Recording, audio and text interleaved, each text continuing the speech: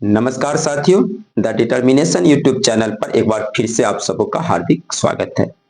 आज एक बार फिर से हम लोग एनसीईआरटी की 10th क्लास के सिलेबस से ऑप्टिक्स लेसन में मानव नेत्र के संरचना को पढ़ने के बाद आज हम लोग डिफेक्ट्स ऑफ विजन यानी कि जो मानव नेत्र के जो प्रमुख दृष्टि दोष है उनके बारे में आज के क्लास में हम लोग अध्ययन करेंगे और काफी महत्वपूर्ण ये क्लास होगा आप लोगों के लिए और बहुत ही समग्रता हम लोग इसको पढ़ने का भी प्रयास करेंगे। बहुत ही बेहतर ढंग से बेहतर कॉन्सेप्ट के साथ पढ़ने का प्रयास करेंगे। तो चलिए आज की क्लास को हम शुरू करते हैं, जहां पे हम लोगों की टॉपिक होगी दृष्टि दोष यानी डिफेक्ट्स ऑफ विजन।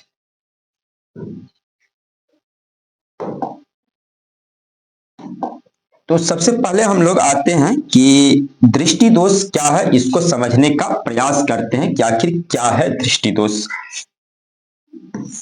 दृष्टि दोष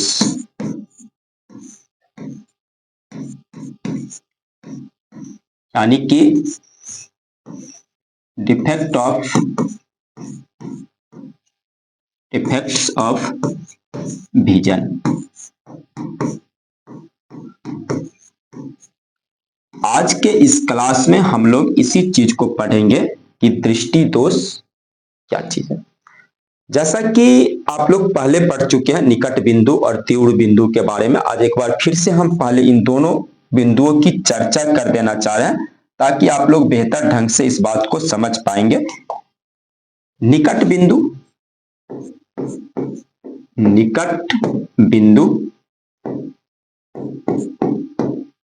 जिसको कि हम लोग कहते हैं स्पष्ट दर्शन की न्यूनतम दूरी, इसी को हम लोग कहते हैं स्पष्ट दर्शन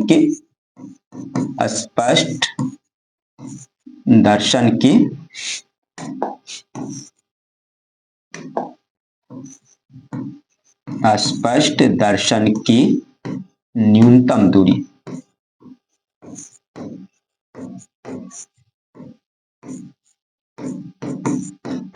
आप लोग सभी इस बात से परिचित हो चुके हैं पिछले क्लास में कि मानव नेत्र लेंस में एक ऐसी क्षमता होती है जिसके कारण वो भिन्न भिन्न दूरी पर जो ऑब्जेक्ट होते हैं उसके इमेज को हर हाल में रेटिना पर क्रिएट करने के लिए वो अपनी फोकस दूरी को स्वतः बदल लेते हैं, जिसे हम लोग नेत्र लेंस की ससंजन क्षमता कहते हैं। और इस ससंजन क्षमता का मुख्य कारण होता है जो सिलियरी मसल्स होते हैं, वो आवश्यकता अनुसार लेंस को पतला कर देते हैं, लेंस को मोटा कर देते हैं और इस तरह से नेत्र लेंस की फोकस दूरी को वो एडजस्ट करता है।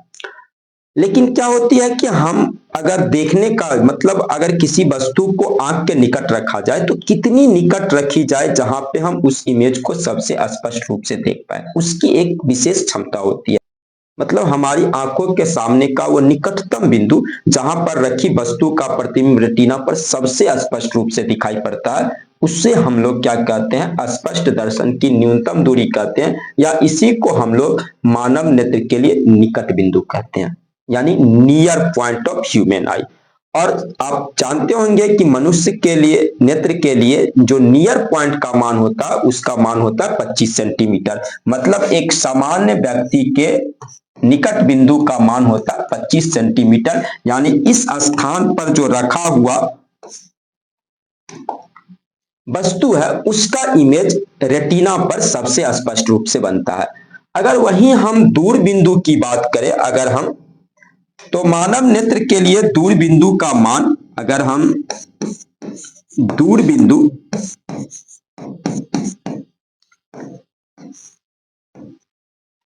तो मनुष्य के आंख के देखने की जो क्षमता होती है चूंकि वो इंफिनिटी तक होती है, मतलब हमारी नेत्र से दूरस्थ स्थित वह विशेष बिंदु जहां तक रखी गई वस्तु को हम स्पष्ट रूप से देख पाते हैं या जिसका इमेज रेटिना पर क्रिएट हो पाता है, उसे हम लोग मानव नेत्र का दूर बिंदु कहते हैं।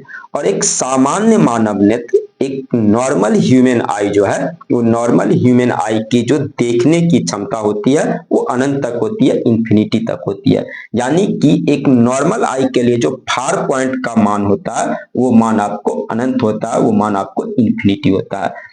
और ये जो निकट बिंदु से दूर बिंदु तक का जो रेंज है, इसी रेंज को हम कहते हैं दृष्टि विस्तार, यानी इसी रेंज को हम कहते हैं रेंज ऑफ विजन। मतलब मनुष्य के देखने की जो परास है, यानी कि जिसको आप कह लीजिए दृष्टि परास, अगर आपको हम कहें इसका मान अनंत होता है।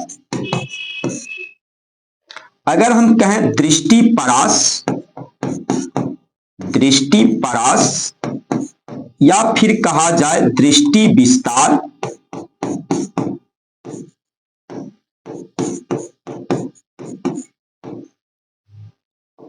या कहा जाए इसी को दृश्य सीमा, जिसको कि हम लोग कहते हैं रेंज ऑफ विजन।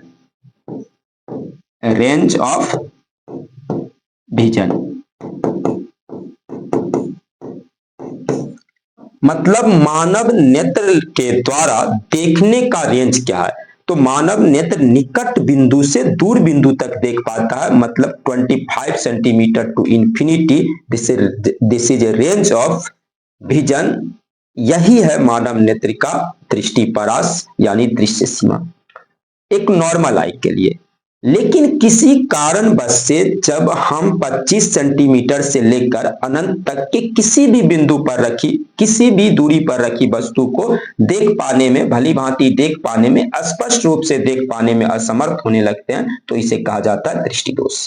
मतलब दृष्टि दोष का सामान्य सा आशय होता है कि एक नॉर्मल आई चूंकि 25 सेंटीमीटर टू इंफिनिटी 25 सेंटीमीटर से लेके अनंत तक के वस्तु को देख पाता है, चाहे वो 25 सेंटीमीटर पे हो, चाहे 50 सेंटीमीटर पे हो, चाहे 1 मीटर पे हो, चाहे वो इंफिनिटी पे हो। लेकिन किसी कारणवश से अगर हम किसी वस्तु को 25 सेंटीमीटर से अनंत तक के किसी भी बिंदु पर देख पाने में असमर्थ होते हैं, तो इसे कहा जाता है डिफेक्ट्स ऑफ विजन, इसे कहा जाता है दृष्टि दोष। और सामान्यतः हम जानते हैं कि दृष्टि दोष दो तरह के होते हैं, निकट दृष्टि दोष और दूर दृष्टि दोष या दीर्घ दृष्टि दोष। हालांकि जब हम लोग दृष्टि दोष को पढ़ रहे हैं तो यहाँ पे हम न केवल निकट दृष्टि दोष या दीर्घ दृष्टि दोष को देखेंगे, बल्कि हम लोग जरा दृष्टि दोष, अबिंदुकता के भी बारे में बात करेंगे, दृष्टि वैषम्य, हालांकि हमने पहले चर्चा इससे पहले कर दिया। उसके बाद हम लोग मोतियाबिंद की चर्चा करेंगे, टेक्रोमा के बारे में पढ़ेंगे, हम लोग जो है कलर विजन के बारे में, कलर ब्लाइंडनेस जिसको कहते हैं, वर्णाधीयता के बारे में भी हम लोग पढ़ेंगे। तो इन तमाम बातों को हम लोग बहुत ही विस्तृत ढंग से पढ़ेंगे। लेकिन फिलहाल अभी हम लोग देखते हैं कि दृष्टि दोष सामान्यतः जो होते हैं वो दो तरह के होते हैं, निकट दृष्टि दोष और दूर दृष्टि। तो अब हम सबसे पहले आज के इस लेक्चर में हम लोग चर्चा करेंगे कि आखिर क्या है निकट दृष्टि दोष, क्या है मायोपिया, किन कारणों से ये मायोपिया होता है और आखिर क्या है इसका उपचार। यानी आज की जो हमारी टॉपिक होगी वो होगी मेनली निकट दृष्टि दोष। आज के इस लेक्चर में हम लोग मेनली जानेंगे निकट दृष्टि दोष के बारे में, जिसको कि हम लोग कहते हैं मायोपिया। तो आज की हमारी टॉपिक यही है, निकट दृष्टि दोष या मायोपिया। सबसे पहले एक बार फिर से हम समझने का प्रयास करते हैं कि एक नॉर्मल ह्यूमन आई की अगर हम बात करेंगे, तो एक सामान्य ह्यूमन आई की बात करें, नॉर्मल आई की बात करें, तो नॉर्मल आई 25 सेंटीमीटर से इंफिनिटी तक, 25 सेंटीमीटर से लेकर अनंत तक अगर कहीं भी वस्तु रखा गया तो उसका इमेज कहां पे बनता है, रेटिना पे बनता है। यानी कि जो प्रकाश किरण कॉर्निया और नेत्रलेंस पे पड़ती है, तो अपवर्तन के बाद उस प्रकाश किरण को कहां पे ये नेत्रलेंस पहुंचा देता है, रेटिना तक पहुंचा देता है, जिससे रेटिना पर वस्तु का वास्तविक और उल्टा प्रतिबिंब बनता है और दृक् तंत्रिकाओं के द्वारा उस प्रतिबिंब के बनने की संवेदना मस्तिष्क को प्रकट होती है। ये एक नॉर्मल आई की बात है। इससे पहले हम लोग समझने का प्रयास करते हैं कि आखिर निकट दृष्टि दोष है क्या। निकट दृष्टि दोष मतलब एक ऐसी दृष्टि दोष जिसमें निकट स्थित वस्तु हमें दिखाई पड़े, लेकिन दूर स्थित वस्तु जो होती है वो स्पष्ट रूप से दिखाई नहीं पड़ता है, उसे हम लोग कहते हैं निकट दृष्टि दोष। ध्यान देंगे जरा इस बात पर कि निकट की वस्तु हमें स्पष्ट रूप से दिखाई पड़ती है। मतलब अगर कोई वस्तु 25 सेंटीमीटर पर है तो हम उसे भली भांति ढंग से, नॉर्मल ढंग से उसको देख पाते हैं। हो सकता है किसी नेत्र के लिए 50 सेंटीमीटर पे है, ठीक ठाक देख रहे हैं, 1 मीटर तक हम ठीक ठाक देख रहे हैं, 2 मीटर तक ठीक ठाक देख रहे हैं, 2 मीटर के बाद नहीं देख पा रहे हैं। कोई व्यक्ति अगर 5 मीटर के बाद की वस्तुओं को नहीं देख पा रहा है, कोई कोई व्यक्ति अगर जो है वो 2 मीटर के बाद की वस्तु को नहीं देख पा रहा है, 5 मीटर के बाद की वस्तु को नहीं देख पा रहा है, या 50 सेंटीमीटर के बाद की वस्तु को नहीं देख पा रहा है, तो इस दृष्टि दोष को कहते हैं हम निकट दृष्टि दोष। मतलब ऐसा दृष्टि दोष जिसमें दूर स्थित वस्तु स्पष्ट रूप से दिखाई नहीं पड़ती है। देखिए मैंने पहले भी कहा दिखाई पड़ती है लेकिन वो धुंधला दिखेगा, ब्लर दिखाई पड़ेगा। तो ऐसी दृष्टि दोष जिसमें निकट स्थित वस्तु जो है वो स्पष्ट रूप से दिखाई पड़ती है लेकिन दूर की वस्तु स्पष्ट रूप से दिखाई नहीं पड़ती है, उसे हम लोग निकट दृष्टि दोष कहते हैं। हम दूसरे शब्दों में ऐसे भी कह सकते हैं कि अगर हमारा दूर बिंदु जो है वो निकट हो जाए, मतलब अगर फार पॉइंट हमारा नियर आ जाए, और एक नॉर्मल ह्यूमन आई के लिए फार पॉइंट क्या है, फार पॉइंट का मान होता है इंफिनिटी, माने अनंत तक देखना चाहिए, लेकिन हम 2 ही मीटर तक देख पा रहे हैं, तो इसका मतलब हुआ कि फार पॉइंट 2 मीटर पे आ गया है। उस व्यक्ति का रेंज ऑफ विजन क्या हो गया, उस व्यक्ति का रेंज ऑफ विजन हो गया 25 सेंटीमीटर टू 2 मीटर। अगर कोई व्यक्ति 5 ही मीटर तक देख रहा है तो उसकी रेंज ऑफ विजन क्या हो गई, उसकी रेंज ऑफ विजन हो गई 25 सेंटीमीटर टू 5 मीटर, जबकि एक नॉर्मल आई की रेंज ऑफ विजन होनी चाहिए 25 सेंटीमीटर टू इंफिनिटी। तो जो हमारा फार पॉइंट है जब वो निकट हो जाता है तो इसको हम लोग कहते हैं निकट दृष्टि दोष। और निकट दृष्टि दोष में समस्या क्या होती है, अगर हम उसको समझने का प्रयास करेंगे तो इस डायग्राम के द्वारा बहुत ही हम स्पष्ट ढंग से इसको, भली भांति ढंग से इसको हम लोग जान सकते हैं। ये जो डायग्राम है ये निकट दृष्टि दोष के लिए है, ये निकट दृष्टि दोष, निकट दृष्टि दोष यानी मायोपिया। अगर कोई व्यक्ति मायोपिक है तो मायोपिक आई के साथ क्या समस्या आती है कि जो प्रकाश किरणें नेत्र लेंस पे पड़ रही है, कॉर्निया और नेत्र लेंस पे पड़ रही है, तो ये प्रकाश किरणें रेटिना तक नहीं जाके रेटिना के आगे ही फोकस हो जाती है। अगर हम एक नॉर्मल ह्यूमन आई में देखते हैं तो क्या देख रहे हैं कि किरणें जो है वो नेत्र लेंस से अपवर्तन के बाद रेटिना तक पहुंचती है। लेकिन मायोपिक आई की जब हम बात करेंगे, अगर निकट दृष्टि दोष वाले व्यक्ति की बात करेंगे तो वहां पे ये प्रकाश किरणें रेटिना तक नहीं पहुंच पाती है, रेटिना के आगे ही आके फोकस हो जाती है, रेटिना के पहले ही वो प्रकाश किरणें कट जाती है, जिसके कारण उसका प्रतिबिंब रेटिना पर बन नहीं पाता, वो ब्लर दिखाई पड़ने लगता है, धुंधला दिखाई पड़ने लगता है। तो ये तो सीधे हम लोग आ गए कि मायोपिक लेंस के साथ इमेज क्रिएट होने में ये समस्या आ रही है। लेकिन ये समस्या क्यों हो रही है, आखिर क्या कारण है? इसका कारण बहुत ही स्पष्ट है कि इसका क्या कारण है। एक सामान्य नेत्र इस तरह की है। अब अगर कल्पना कीजिए कि ये जो हमारा नेत्र गोलक है जिसको हम आईबॉल कहते हैं, अगर ये आईबॉल इंक्रीज हो जाए, ये गोला ऐसे बन जाए, अगर नेत्र गोलक ऐसा हो जाए, ऐसे समझिए कि ये नेत्र गोलक ऐसे लंबा हो जाए, तो इमेज तो सही बना, रेटिना पे बना, लेकिन रेटिना क्या हो रहा है कि अपने स्थान से पीछे है। नेत्र लेंस अपना काम सही ढंग से कर रहा है कि वो प्रकाश किरणों को कहां पर, उस बिंदु पे पहुंचा दे रहा है, लेकिन चूंकि रेटिना ही अपनी स्थान से खिसक गया है। मतलब अगर यहां पे हम समझने का प्रयास करें इस चित्र के माध्यम से, तो ये जो हमारा आई बॉल है, ये जो हमारा नेत्र गोलक है, अगर नेत्र गोलक बड़ा हो जाए, ऐसा हो जाए हमारा नेत्र गोलक, तो आप क्या देख रहे हैं कि प्रकाश किरणें रेटिना तक नहीं पहुंच पाएगी। इसी बात को हम लिखते हैं कि इसका पहला कारण क्या होगा। अगर इसके कारण को हम समझने का प्रयास करें तो पहला कारण हुआ नेत्र गोलक का लंबा हो जाना, नेत्र गोलक का लंबा हो जाना, लंबा हो जाना। या इसी बात को हम दूसरे शब्दों में अगर हम कहें तो नेत्र लेंस और रेटिना के बीच की दूरी का बढ़ जाना। नेत्र लेंस और रेटिना अगर एक दूसरे से दूर हो जा रहा है, ठीक ना, तो आप क्या देख रहे हैं कि प्रकाश किरणें रेटिना तक नहीं पहुंच पा रही है। मतलब इसी बात को हम दूसरे शब्द में ऐसे भी कह सकते हैं कि नेत्र लेंस एवं रेटिना के बीच की दूरी, रेटिना के बीच की दूरी का बढ़ जाना।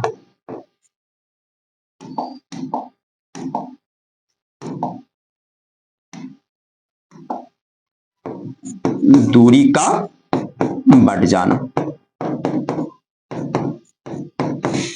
तो एक कारण आपके समझ में आ गया कि अगर ये आई बॉल लंबा हो जाए, पहले क्या था, अगर एक नॉर्मल आई की बात करें तो नॉर्मल आई ऐसे होना चाहिए था, तो फिर ठीक था, रेटिना तक जा रहा है इमेज, लेकिन ये नेत्र गोलक लंबा हो गया, यानी नेत्र लेंस और रेटिना के बीच की दूरी बढ़ गई, इंक्रीज कर गई।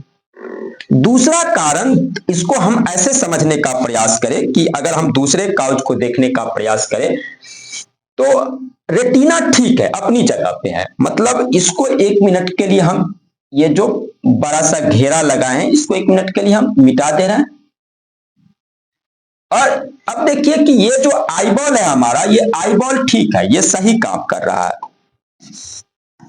रेटिना अपनी जगह पे है, लेकिन अगर नेत्र लेंस की फोकस दूरी घट जाए, ये जो हमारे आंखों का जो लेंस है, ये जो आपको बायो कॉन्वेक्स लेंस है, उभयोत्तल लेंस है, अगर उसकी फोकस दूरी घट जाए तो क्या होगा कि ये रेटिना तक नहीं जा पाएगा, रेटिना के आगे ही फोकस हो जाएगी।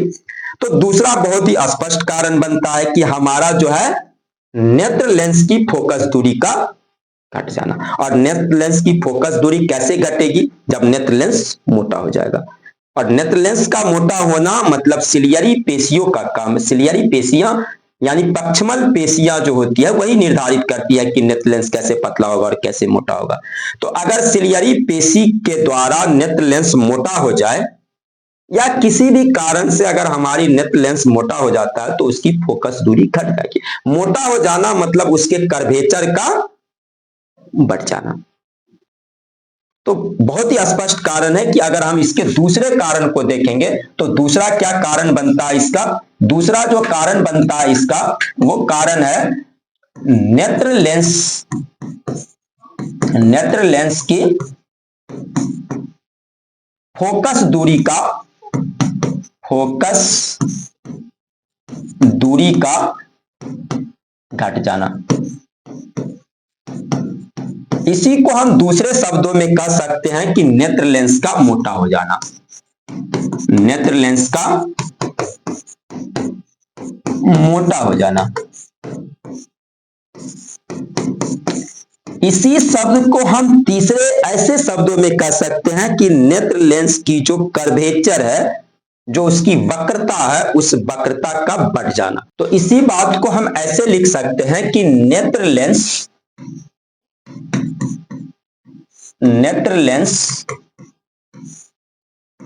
की वक्रता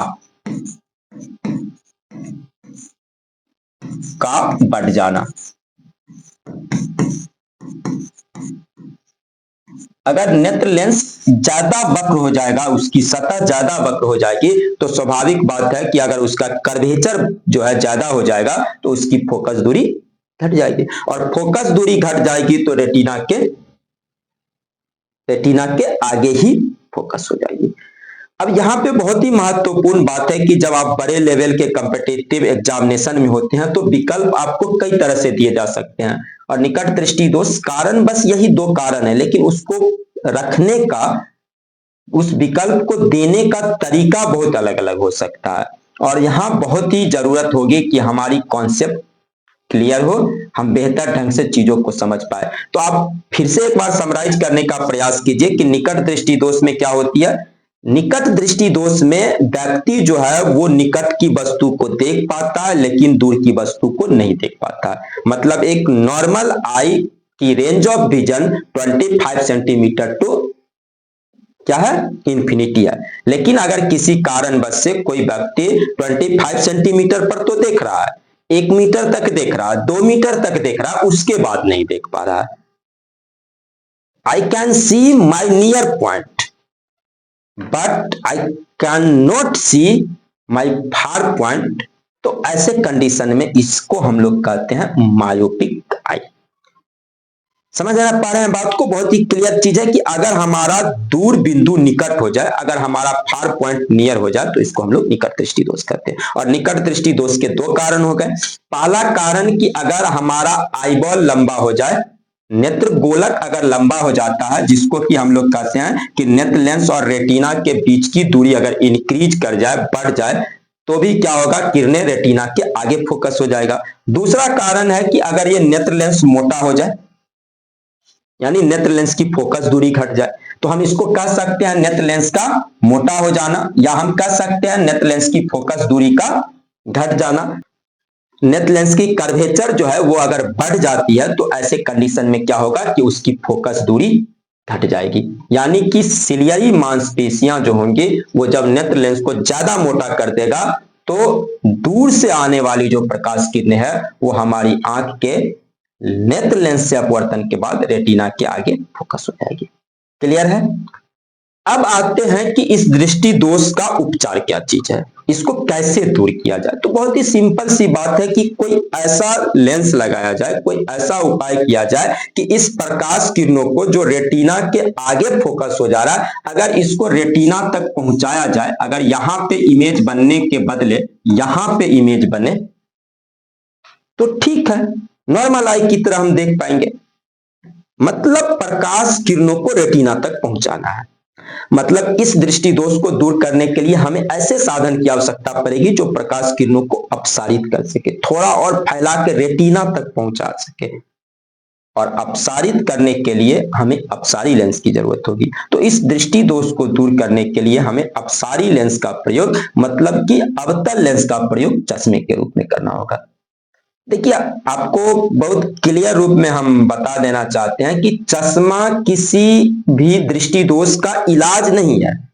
ये एक ऐसा साधन है जो आपको देखने में मदद करता है। ये आंख को और खराब नहीं होने देगा, ये अलग बात है, लेकिन ग्लास जो है, चश्मा जो है वो हमारी आंखों को ठीक नहीं करती है, बल्कि और खराब नहीं होने देगी, ये अलग मसला है। केवल आपके जो रेंज ऑफ विजन है उसको ठीक करती है, आपको देखने में सहायता करती है, देखने में आपकी मदद करता है।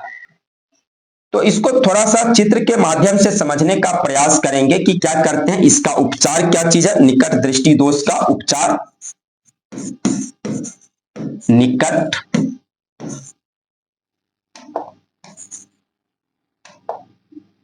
निकट दृष्टि दोष का उपचार। तो क्या उपचार है इसका? इसके लिए हम लोग क्या करते हैं, अवतल लेंस का, ये आपको अवतल लेंस है जिसको कि हम लोग क्या करते हैं, अपसारी लेंस। अपसारी लेंस का प्रयोग हम लोग चश्मे के रूप में करता है। क्या करेगा ये कि जो प्रकाश किरणें दूर से आ रही है, निकट में तो कोई समस्या नहीं है, अगर दूर से आ रही जो प्रकाश किरणें हैं, दूर से आती प्रकाश किरणें,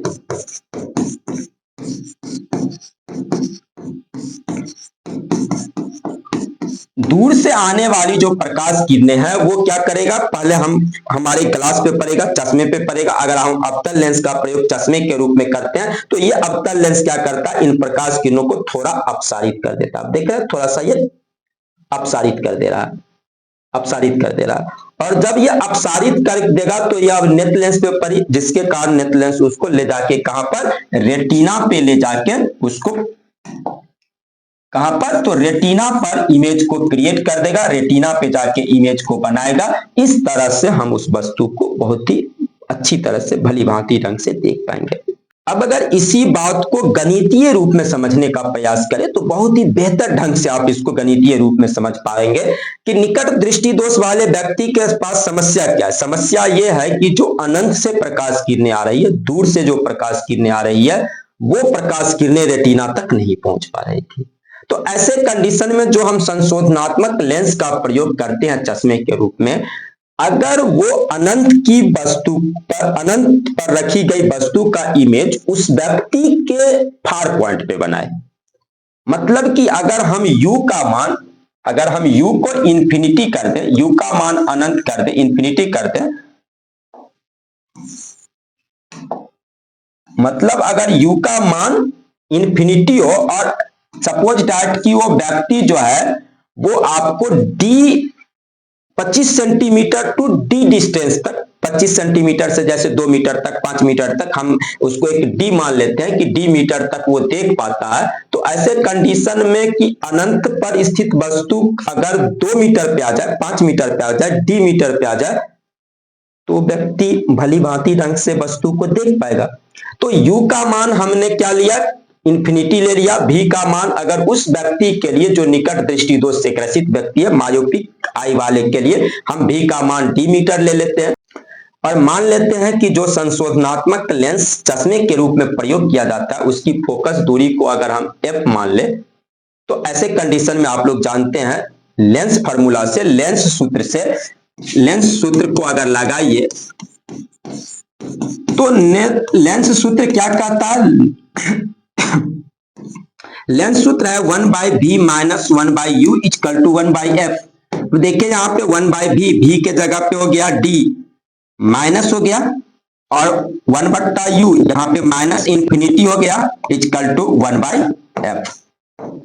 आप जान रहे हैं कि 1/इंफिनिटी इक्वल टू 0, यानी minus 1/d equal to 1/f हो गया, ठीक ना। ये तो 0 हो जाएगा, माइनस माइनस प्लस होगा, और 1/इंफिनिटी, चूंकि आप लोग जानते होंगे गणितीय रूप में कि 1/इंफिनिटी इक्वल टू 0। तो यहाँ पे 1/-d और प्लस 0 इक्वल टू 1/f, तो आपको निकलेगा minus 1/d equal to 1/f, और 1/f equal to power of lens की क्षमता को हम लोग 1/f से डिनोट करते हैं। तो हम कह सकते हैं कि p बराबर माइनस 1/d। तो बहुत ही क्लियर कट है कि, और ये माइनस चिन्ह ये बताता है कि वो कौन सा लेंस होगा, अवतल लेंस होगा। अगर किसी लेंस की पावर जो है, लेंस की क्षमता जो है वो ऋणात्मक आ रही है, तो स्पष्ट है कि वो कौन सा लेंस है, अपसारी लेंस है। तो हम कह सकते हैं कि इस दृष्टि दोष को दूर करने के लिए अपसारी लेंस का प्रयोग चश्मे के रूप में करता है। तो ये निकट दृष्टि दोष है। अगले क्लास में हम लोग दूर दृष्टि दोष की चर्चा करेंगे। आज की ये क्लास से यहीं पे समाप्त कर रहे हैं। और एक बार मैं फिर आप लोगों से ये आग्रह करना चाहूंगा कि हमारी योजनाएं जो है वो धीरे धीरे हम उस पर काम कर रहे हैं।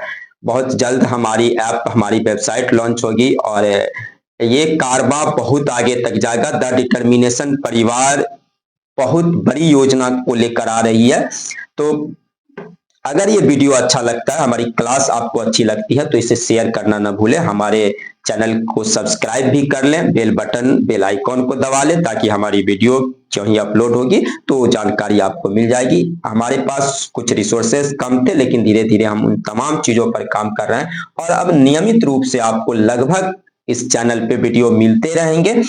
और हमारी कोशिश रहेगी कि एकेडमिक लेवल के क्लास के लिए भी वीडियो मिले, और कॉम्पिटिटिव लेवल के क्लास के लिए भी हम एक से एक कंटेंट को लेकर आएंगे और आप लोगों के बीच उस जानकारी को साझा करेंगे।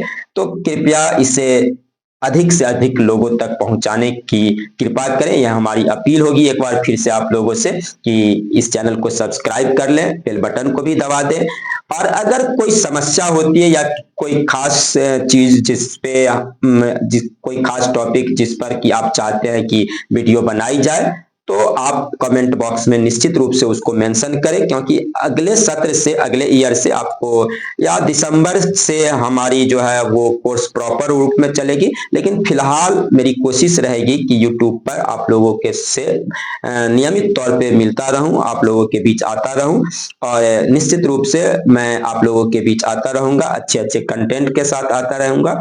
तो आज के लिए बस इतना ही, फिर हम मिलते हैं अगले क्लास में। हम दीर्घ दृष्टि दोष पर, दूर दृष्टि दोष पे चर्चा करेंगे, या अन्य भी, चूंकि अभी ये क्लास सिस्टमेटिक नहीं होगी कि कहीं से भी कोई भी टॉपिक किसी भी बिंदु पर हमारी आपकी वार्ता होगी। लाइव क्लासेज भी हो सकते हैं आने वाले समय में, बहुत जल्दी आपको मुहैया कराई जाएगी। और इन सारी चीजों के लिए आपकी प्यार, आपकी सहयोग, आपकी स्नेह की अपेक्षा जरूर रहेगी। तो मिलते हैं फिर से एक नए बेहतर क्लास में, तब तक के लिए धन्यवाद।